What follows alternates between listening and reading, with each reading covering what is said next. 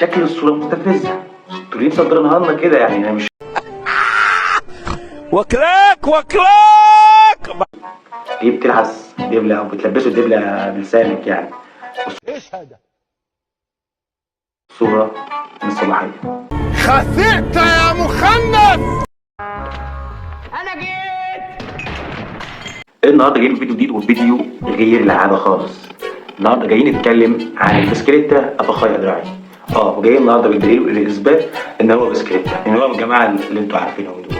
نخش في الموضوع على طول، نخش في الموضوع. تعالوا نشوف بس كده الصورة دي. الصورة دي مثلا كده زي ما انتم شايفين عادي، ممكن تقولوا عليهم اتنين اصحاب قاعدين مع بعض، انما لا، شكل الصورة مستفزة، انتوا ليه مصدرينها لنا كده؟ يعني انا مش فاهم يعني. انا اعتبر الصورة دي كانت التعارض بينهم وبين بعض. تعال نشوف الصورة الجاية دي. الصورة دي انا مش فاهم، هو انت ليه بتلعس دبلة او بتلبسوا دبلة بلسانك يعني؟ عاوزين نعملك بني ادم يا كلب وانت مصمم. والسؤال الأهم، هل عند الجماعة دول في خطوبة؟ يعني عادي كده زي أي راجل وست بيتجوزوا، ولا خلينا نعدي مرحلة الخطوبة ونخش على المرحلة دي؟ وإيه يعتبر مرحلة الجواز بالنسبة لهم؟ لو ركزت في الصورة دي هتشوف في طوب كده على الطوب ده بتاع اللي أنتوا عارفينهم، مش هينفع اسمهم عشان اليوتيوب والكلام ده. خلصنا خطوبة، خلصنا جواز، ودي كمان الصورة أهي، صورة من الصباحية. انت ايه؟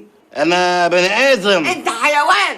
زي ما انتم شايفين، افتكر ان ده اكبر اثبات ودليل ان المعلم ده بسكليت. واحد زي دلوقتي عنده فيه واحد مسؤول منه، فبيروح البيت يغسل ويكنس ويمسح والهاري ده.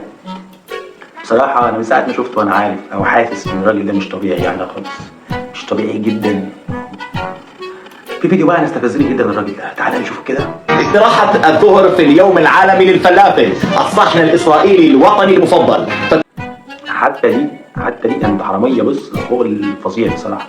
الفلافل طعميه مصريه سوريه مش مشكلتنا، اخوات بقى ما بعضناش مشكله، بس ليه السرقه؟ حتى السرقه في الاكل. وانا اقول ايه، ما تركبوش تاريخ بقى، بتدوروا على اي حاجه تلزقوا فيها وتشعبطوا في دراعي وتقولوا ده تاريخنا وحضارتنا ودنيتنا. عليا النعمه فعلا. عندنا مثلا مصر بيقول لك ده فلان داخل، يعني فلان ده يسرق الكحل من العين. انتوا كده اي حاجه تشبطوا فيها. مش عارف اقول لكم ايه اكتر من كده. يلا سلام.